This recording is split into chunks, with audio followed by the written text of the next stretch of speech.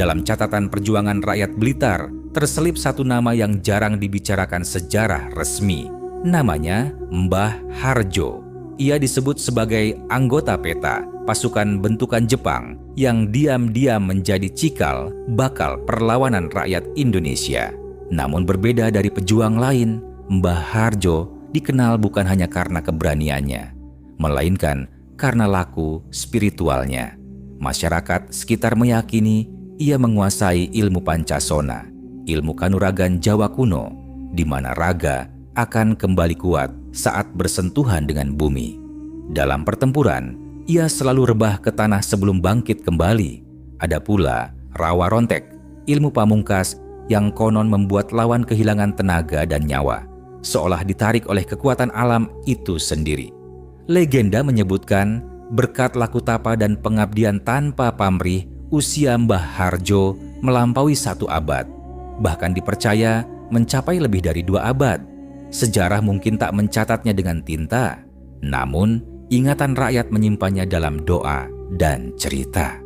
Karena bagi mereka, tidak semua pejuang gugur, sebagian memilih menjaga tanah ini dalam sunyi.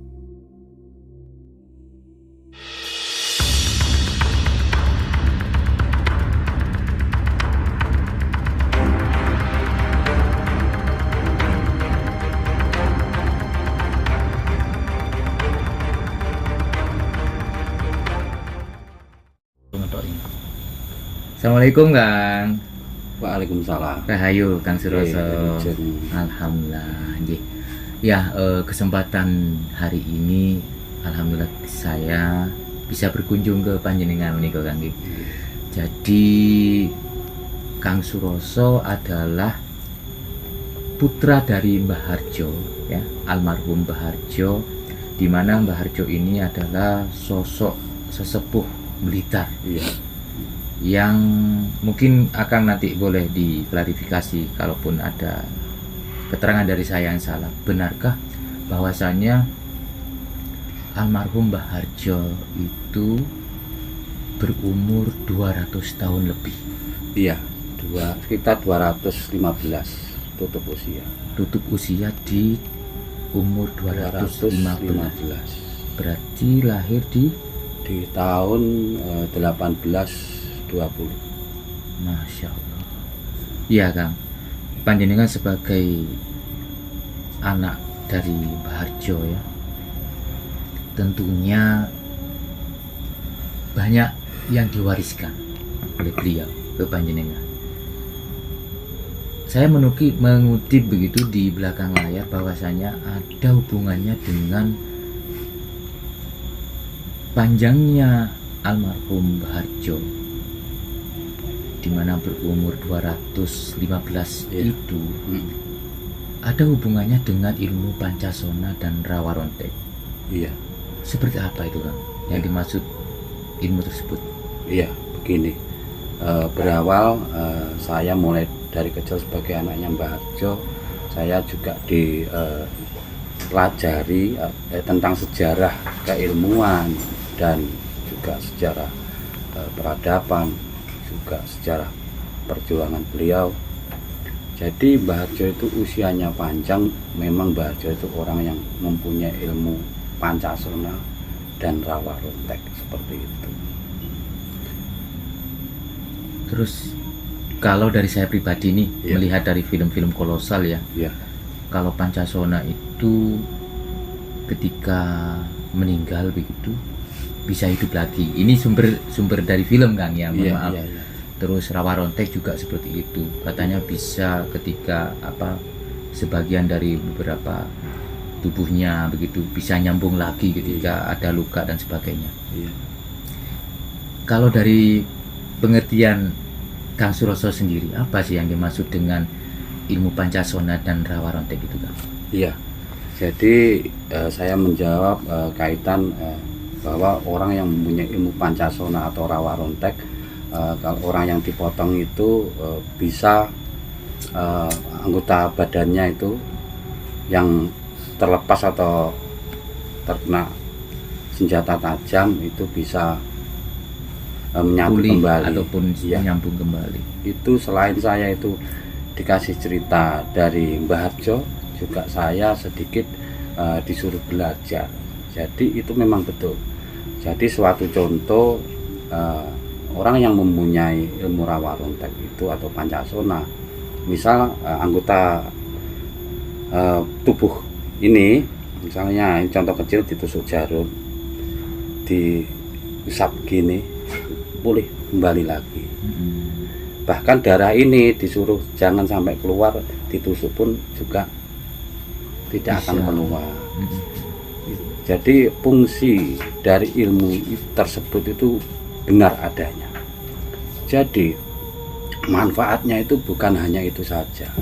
Jadi ilmu itu adalah roh dari Yang Maha Kuasa, gitu. Jadi fungsinya sangat banyak. Misalnya api itu disuruh tidak panas untuk kita makan, itu tidak panas. Itu bisa dibuktikan seperti itu. Misalnya ini api, ya toh. Ini kamu api, kamu dingin. Seperti ini.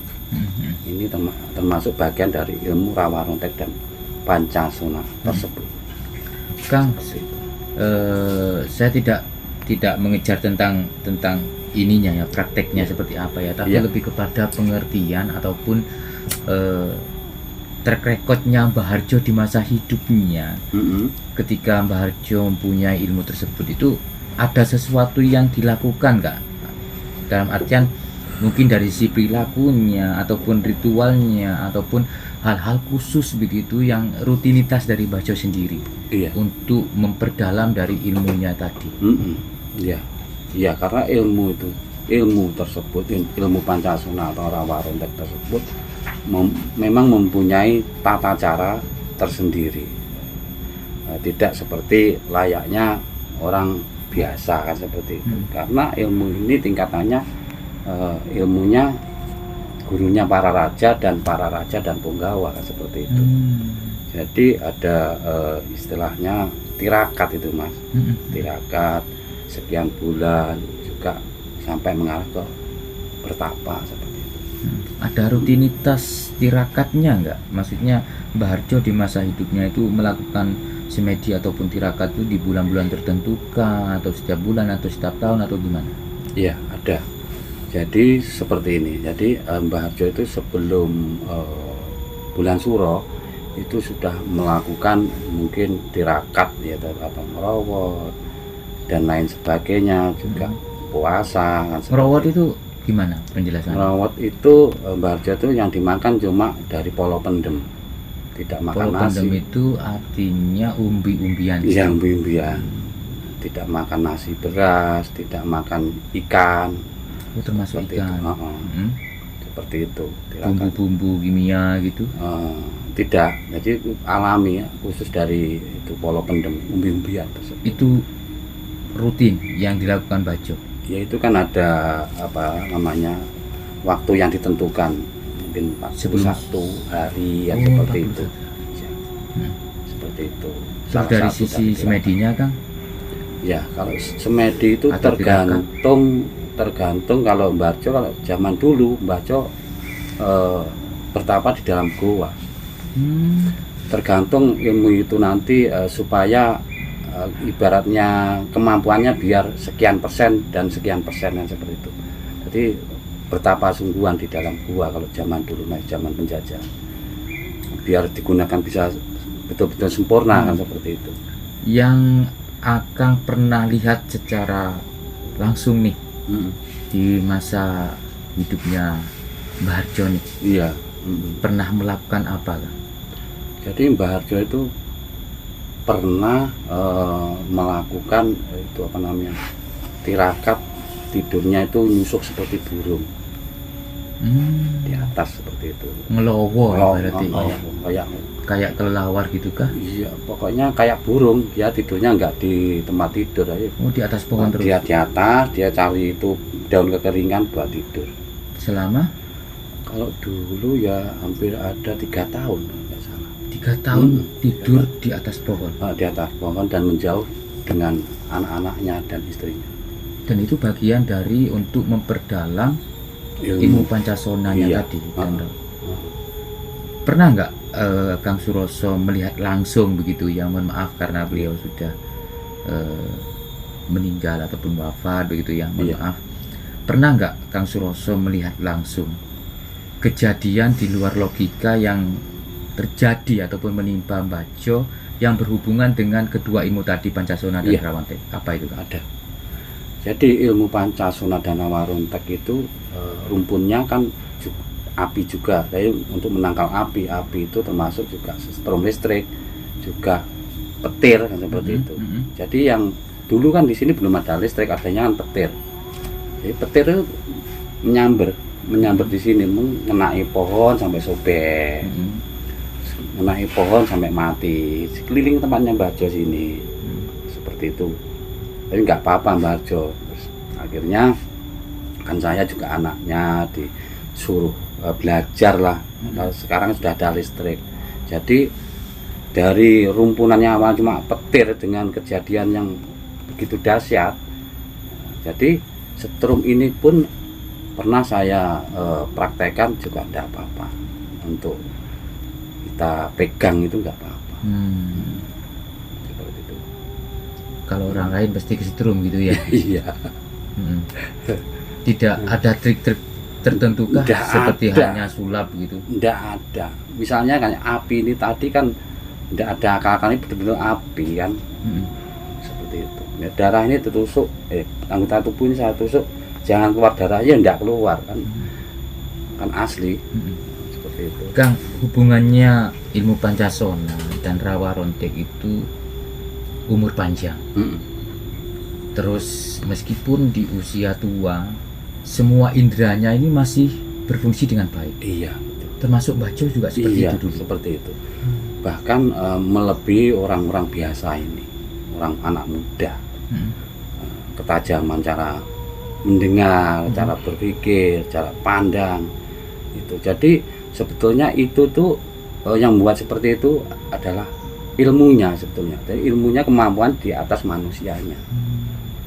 Kang, saya juga tadi berpikir gini, 215 itu bukan sesuatu yang umum. Iya, Mungkin di dunia hanya 1-2 orang iya. yang berumur seperti itu. Hmm. Apa yang menjadi bukti begitu ya? Katakan itu bahwasanya Mbah Jo itu benar-benar lahir di tahun 1820. Apa kan? Sejarah. Sejarah. Nah, jadi Mbah Harjo itu lahir pada tahun 1820 di Mataram, Mataram. di zaman sebelum peperangan Pangeran Diponegoro. Jadi kalau kita mau cari bukti pada tahun 1820 itu, ya toh, dan seterusnya nanti akan muncul peperangan Pangeran Diponegoro berakhir pada 1830. Itu ada di buku sejarah. Dan di situ tercantum nama Mbah Harjo. Begini, jadi di saat pada tahun itu Mbah Jo kan masih perang Pangeran Diponegoro, usianya masih 10 tahun bahkan lebih kan, ya 20 tahun. Jadi perang Pangeran Diponegoro itu bisa dikatakan kalah melawan VOC. Nah, itu kan mengamankan diri di Blitar atau di Samben tempat Mbah Jogo atau di tempat ini juga.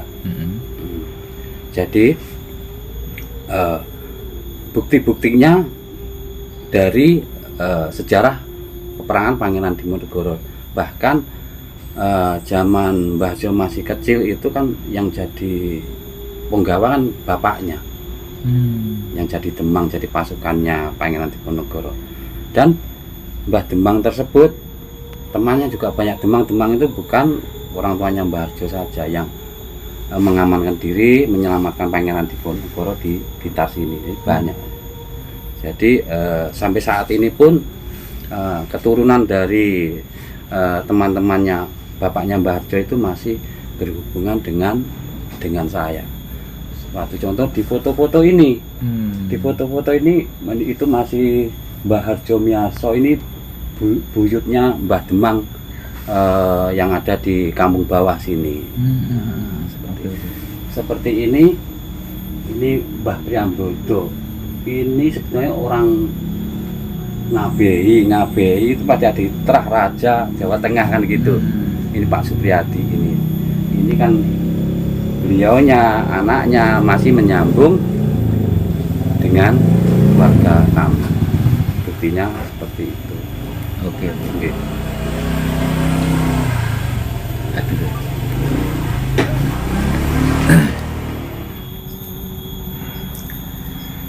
Iya Kang Suroso, selain juga Mbah Jo melakukan tidur di atas pohon ya selama berapa? 3 tahun. 3 tahun. Selain itu, apalagi yang dilakukan masa hidup dari Mbah Harjo ketika ingin memperdalam ataupun meningkatkan ilmu Pancasona dan rawa ronteknya itu tadi? Iya. Jadi selain itu tadi nyusuh ya, tidur nyusuh, itu tadi ada lagi Mbah Harjo melakukan kayak apa ya namanya, semedi. Jadi dia tuh di dalam rumahnya yang biasanya para tamu itu diperbolehkan masuk itu selama 1 bulan lebih itu tidak menerima tamu sama sekali.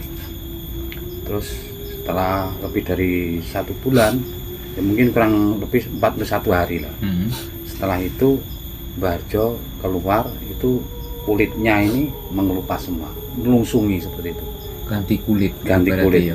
Kuku kayak juga semacam, mohon maaf nih, kayak semacam ular gitu. kayak ular seperti itu. Jadi ganti kulit sama kuku-kukunya juga ganti. Mungkin itu ya, mungkin semacam proses mempermudah lagi. Iya. Karena apa saya meyakini untuk mempermudah, kan kukunya lepas ganti muda, kulitnya juga seperti itu. Dan waktu itu Mbah atau Kang Suroso menyaksikan sendiri. Iya, waktu itu saya secara nggak sengaja karena sekian hari Mbah Harjo itu di dalam ruangan.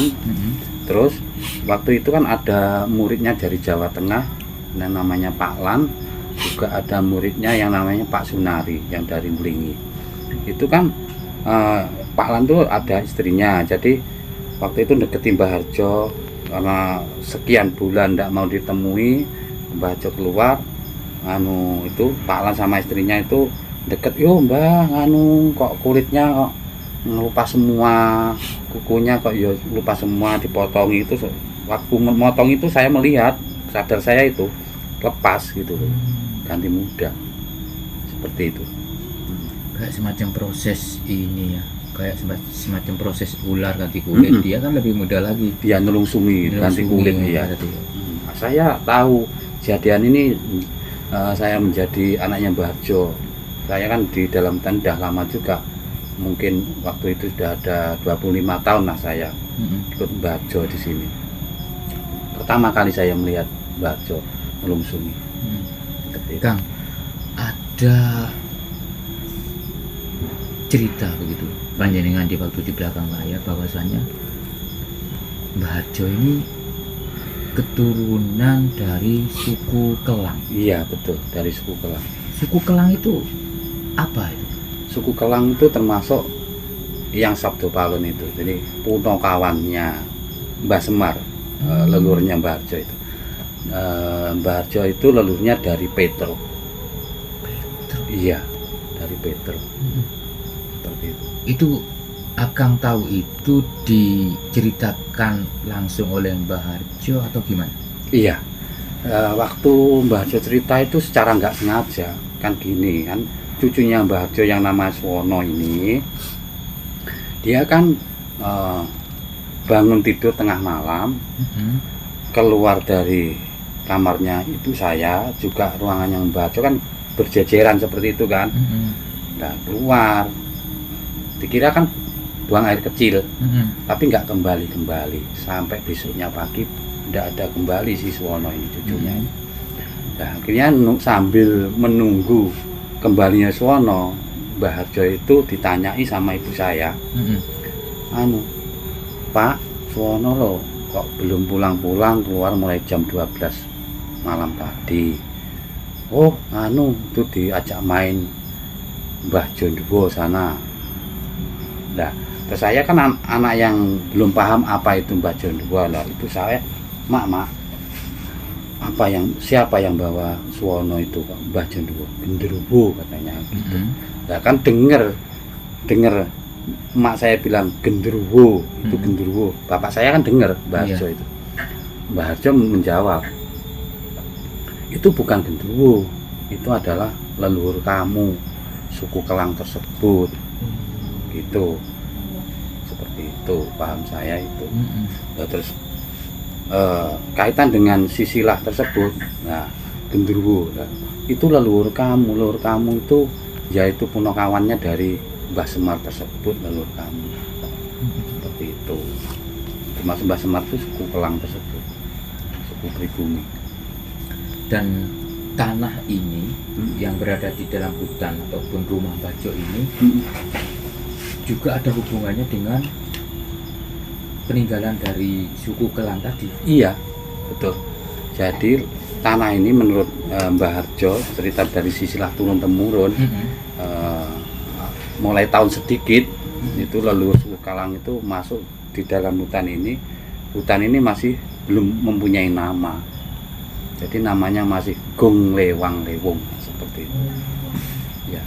Nah, jadi leluhur itu masuk ke sini dalam hutan sini, langsung ke utara mencari tempat yang paling tinggi, itu namanya gunung. Ada gunung di sana. Gunung pun juga belum mempunyai nama. Akhirnya leluhur itu membuat kerajaan peradaban suku di atas gunung tersebut. Akhirnya di sana membuat tempat berteduh dan memberikan nama gunung dan hutannya. Hutannya ini diberi nama Karautan. Gunungnya diberi nama Lejar. Jadi yang dimaksud Karautan, hutannya itu yang hutan yang masih itu berakar-akar, oyot akeh oyote gitu. Lejar, ya, lejar itu yang dimaksud di sanalah leluhur itu mendapatkan fajar atau apa ya namanya, menemukan sesuatu. Pertama kali mendapatkan sinar matahari gitu Ya, mungkin ya. iya. Juga sampai membangun kerajaan di atas gunung itu, menemukan sesuatu. Nah, seperti Untuk itu. peninggalannya kan, Ya, peninggalan Mbah Harjo sendiri yang berhubungan dengan suku Kelang tadi ada nggak? ada. Apa kan? Jadi peninggalan leluhur tersebut namanya itu pusaka. Pusaka itu namanya tombak Jamus Kalimosodo ya, ini namanya tombak Kalimosodo, tombak Sodo Lanang Blarak Sineret. Karena mungkin sangat tua ya. Iya, sangat tua ini. Sehingga udah tingkat korosinya Iya, seperti ini. sudah gak begitu terbentuk seperti halnya pusaka pada utuhnya gitu kan. Iya, Namanya tombak Kalimosodo. oh, Itu tombak akan Jamus Kalimosodo, Sodo Lanang Blarak Sineret. itu Akang itu langsung warisan begitu dari Mbah Harjo. Bukan. Ini awalnya Mbah Harjo itu bercerita. Di sini ada namanya Tumbak Jamus Kalimosodo atau keris Jamus Kalimosodo yang disebut Mbah Harjo itu peninggalan leluhurnya suku tersebut. Itu adalah simbol kitab basah. Simbol kitab basah yang konon ya, Mbah Harjo bercerita itu asli ya, bukan konon, asli. Tombak ini menurut di cerita tersebut bisa menebas gunung itu hancur atau menepuk lautan itu airnya asap. Yang dimaksud Mbah Harjo itu isinya dalam kitab tersebut jika dipelajari. Seperti itu. Jadi ilmu-ilmu para penggawa yang sakti mandraguna seperti itu. Itu dari cerita ini penemuan pusaka ini. Ada lagi kan? Ada, masih ada ini. Nah, ini jadi dulu suku Kelang itu masih zaman batu. Jadi ini pecok yang sudah patah itu terbuat juga dari batu seperti itu. Oh iya kan. Iya, Seperti zaman primitif gitu iya, ya. seperti ini. Masih ada juga ini ada pecok ini atau untuk memecah kayu yang lebih besar. Seperti ini masih batu, semua cuma batu. Ini namanya, ini muntu yang sudah patah yang buat. Gantik ya. Nah, itu. Gantik. Ini lemper, ini aksesoris, ini penemuan-penemuan. Ini jepit sandal.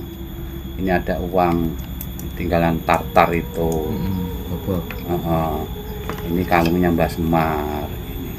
Kalungnya Mbah Semar. Iya. Kang, Iya. mohon maaf nih. Iya. Kalau dari pengertian saya begitu ya, berdasarkan dari beberapa sumber, sebetulnya Semar ini adalah sosok nyata apa sosok gaib, Kang, menurut dari panjenengan? Kalau menurut Mbah Harjo, Mbah Semar itu sosok nyata, tapi juga gaib. Bisa jadi gaib, nyata. Karena apa? Dulu Mbah Harjo cuma bercerita kan seperti itu. Tapi lama-kelamaan Mbah Harjo itu sudah saatnya mau pulang menghadap Yang Kuasa. Ini para leluhur semua menemui saya, termasuk pertama Mbah Semar ini. Saya maksudnya Kang Suroso. Iya, menemui saya. Seperti apa, Kang, itu, Kang? Ya orangnya, ya badannya ya lumayan tinggi, nggak pendek, tapi badannya besar gitu loh, besar itu. Waktu itu menemui saya itu mau ada corona. Itu siapa yang menemui ini dengan Mbah Semar. Mbah Semar? Mbah Semar. Mbah Semar. Memperkenalkan diri kah atau dari nalurinya dengan waktu itu sudah tahu bahwa itu Mbah Semar atau gimana? Ya awalnya kan dari cerita, saya tahu dari wayang-wayang seperti itu, modelnya kayak gitu kan. Nah, jadi di alamnya leluhur saya ditemui Mbah Semar tersebut.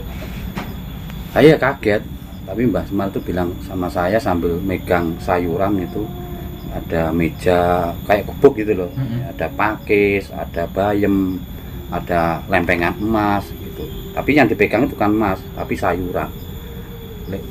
Bilang sama saya, Le, kamu kalau di sini berdagang jangan bikin hatinya leluhur itu apa namanya gelo gitu loh. Gelo. Kecewa seperti itu. Pesennya seperti itu. 2 kali Mbah Semar nemui saya. Yang kedua, Mbah Semar itu ngasih tunjuk itu di salah satu tempat dekatnya Pewejangan itu ada berlian 1 rinjing seperti itu. Itu tuh terus berlanjut terus sampai leluhur suku Kelang yang lainnya yang kepala sukunya bawa tombak ini. Sebelum tombak ini saya temukan, dia bawa tombak tapi nggak pakai baju, rayanya tinggi-tinggi, rambutnya panjang-panjang. Ada 7 orang. Nah, orangnya kan sangar-sangar, jadi saya takut. Saya kan dia ada di candi situ, di kayangan situ, saya di sini, saya takut. Loh. Terus yang ini leluhur suku Kelang yang kecil-kecil deketin saya, bikin api, terus di atas batu gitu kan bakar daging, dikasihkan saya, kamu nggak usah takut, ngibur saya gitu. Nah setelah itu saya kembali lagi ke alam saya. Ceritanya Kangnya seperti ala Meraga Sukma atau gimana? Iya, dibawa ke alamnya saya ini. Terus setelah itu saya dibawa orang setengah tua, diajak jalan ke utara sana, ke arah ke Pewejangan tempatnya Mbah Semar, lalu ke belakangnya dan seterusnya sampai ke gua sana. Nah, pertama orang ini bawa saya ke tempatnya Mbah Semar, itu ada api menyala di atas batu. Terus saya diajak ke belakangnya, itu ada ruang-ruangan yang isinya itu harta karun seperti itu. Terus saya diajak ke belakang, ada orang perempuan yang sedang berbaring gini, kepalanya di barat, kakinya di kayak semacam Buddha tidur itu. Nah, yang gini gitu loh. Ya, kayak macam Buddha tidur. Dia pakai sumping kayak wayang itu, sumping. Nah, setelah itu orang yang ngajak saya itu bilang, memperkenalkan saya ke orang yang sedang berbaring itu. Ini anaknya Mbah Gendelut seperti itu. Terus lalu seorang yang tidur putri itu langsung bangun, menganggukkan kepala, sudah bangun mengangguk kepala sambil tersenyum. Setelah itu saya dibawa, dipindah tempat, lap gitu, dibawa ke gua sana. Di gua sana ada Eyang Lembu Suro dan Joko Suro adiknya. Ya sini rumah saya, gitu sambil tersenyum gitu. Terus setelah itu lap saya dibawa ke alam saya. Artinya dari perjalanan itu panjenengan itu seolah-olah itu ditunjukkan bahwa tempat A penjaganya ini, tempat B ini yang jaga, tempat C ini gitu ya. Ya, rumah-rumah mereka gitu ya. Kan? Maksud saya pelajari setelah kejadian itu ya, jadi intinya tuh kayak saya itu dikasih tahu bahwa leluhur semua yang diceritakan Mbah Harjo itu ada gitu loh, ada gitu. Jadi Lembah Lembu Suro di kerajaan yang kedua. Terus Mbah Ratu itu perempuan kan Mbah Ratu Tribuana toh di Prabuan ya ini. Nah gini, setelah kejadian itu aku kan penasaran. Ini sebetulnya ini saya dibawa ke alam leluhur ini beneran apa mimpi? Betul. Akhirnya di titik-titik tersebut saya gali, Mas. Gitu loh. Jadi di tempatnya Mbah Semar itu saya gali. Penasaran apa yang api menyala di atas batu tersebut. Saya gali. Ternyata saya temukan di situ itu ruangan kayak untuk tempat mewejang gitu loh. Ya, menyala itu. Menyala itu sebenarnya Mbah Semar itu yang diwejang kan dikasih ilmu. Jadi api itu rohnya ilmu itu tadi. Nah, terus lagi yang belakangnya ada ruangan-ruangan itu saya gali. Ada pondasinya. Terus saya pindah lagi ke tempatnya Mbah Putri yang berbaring itu tadi. Iya. Saya gali juga di situ, Mas. Saya gali sama sedalam ketinggian saya. Saya itu gali itu berbulan-bulan loh, Mas. Saya gali, setelah saya gali kok sedalam ini saya nggak menemukan apa-apa. Terus saya amati bekas galian saya ini. Masa kalau zaman dulu ini pasti ya kalau memang ada kehidupan zaman dulu pasti ada tandanya. Nah itu saya amati tanah itu sap-sap itu berarti timbunan gunung meletus, gunung kelut kan. Terus yang bawah ini kayak tepung tanahnya gitu. Kayak tepung saya korek-korek tanah ke utara, saya menemukan abu yang warnanya biru semu hitam berminyak. Jadi saya menemukan abu itu langsung ada wisi Kang. Abu ini penting sekali gitu. Terus saya pegang gini, saya gini kan, saya langsung merinding, muncullah rasa takut. Nah, akhirnya bermaksud saya mau menimbun galian saya ke abu itu karena saya pegang menakutkan. Ketemulah ini Prabuan ini, Maesan namanya. Seperti itu ceritanya. Lebih tepatnya begini, jadi ini ada sejarahnya dari sisilah dari Mbah Harjo langsung. Jadi begini, Mbah Harjo itu keturunan dari garisnya Petruk yang Mbah Harjo bilang itu ya guru lah. Jadi termasuk yang memimpin tentang di kerajaan peradaban kaitan dengan adanya Mbah Ratu Tribuana, bapaknya yang Raden Wijaya, Kenaro. Di sini kan ngasuh Kawero. Jadi leluhur Mbah Harjo itu yang menyekolahi calon para raja tersebut. Jadi kaitan Mbah Tribuana karena yang paling terakhir sekolah di sini Mbah Tribuana, kerajaan peradaban ini di atas namakan Mbah Ratu Tribuana, namanya Omah Pangurpane Tribuana Tunggadewi Jaya Negara. Nama terakhir Rumah berarti. ya rumah, dan plus pemakamannya di belakang, perabuannya di belakang. Jadi perabuannya di sini. Iya, di sini. Nah, kita lanjut menuju ke lokasi-lokasinya Kang ya. Sekaligus nanti menunjukkan pada pemirsa temuan apa saja yang ditemukan oleh Mbah Harjo beserta panjenengan juga di waktu itu masa hidupnya juga ikut andil menemukan juga iya. ya. Oke.